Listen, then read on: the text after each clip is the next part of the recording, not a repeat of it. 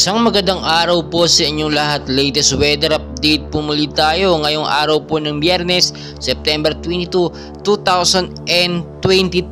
So patuloy pa rin po natin binabantayan ito nga pong active low pressure area na bandang silangang Mindanao. Makikita nyo naman po sa ating pinaka live radar.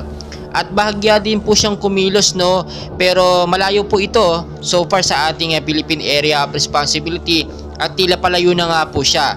Sa ngayon nakakaranas po tayo ng pag-uulan, especially po lagi kong sinasabi tuwing hapon at sa gabi, dahil pa rin po yan sa ITCC, which is nag-start po sa bandang Mindanao at ngayon nga po papunta siya ang direksyon ng ITCC silang Visayas na at sa Luzon. Sa ngayon, kasama pa po yung lakas niya ng hanging habagat or southwest monsoon na siya nga pong pinapalakas sa mga cloud cluster. So tignan nyo mabuti yung pinakamata.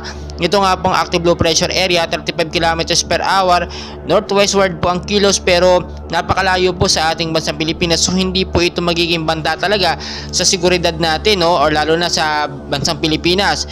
Balik tayo po at ngayon naman nakakaranas tayo ng malakas sa pag-uulan at nararanasan natin yung tuwing hapon, especially hanggang sa gabi. So lagi ko po pinapaalala sa inyo kung may mga lakad po kayo sa hapon hanggang sa gabi, gulayin po magdala ng payong, jacket o kaya sombrero. Proteksyon na rin po natin dahil lagi ko po pinapaalala, never and ever po natin mape-predict ang galaw po ng panahon or ng bagyo.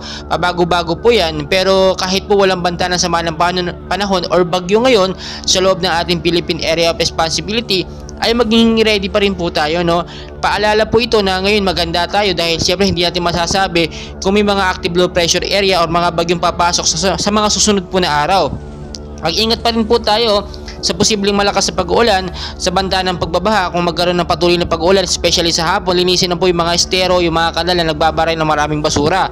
So para makadalo yung mga tubig natin at hindi pagmulan ng pagbabaha, mag-ingat din po yung matataas na lugar na talaga nagkakaroon ng mga landslide, especially sa lugar po ng Baguio.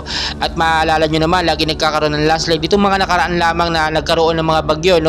Maging I'm ready po tayo sa mga posibilidad na mangyari dahil never and ever po natin mape-predict ang galaw po ng panahon. Pabago-bago po yan. Narito lamang po kami mga weather forecaster para i-update po kayo sa lagay ng ating panahon at maging ready rin po tayo sa mga posibilidad na mangyari. So patuloy ko po kayong i-update and place. Ako'y nakikiusap sa inyo paki-like, subscribe, and pahit na rin po ng notification bell and paki-share na rin po sa ating mga loved ones para updated po sila sa ating mga LPA or mga bagyo na binabantayan sa loob at sa labas ng Pilipinas. Maraming salamat po.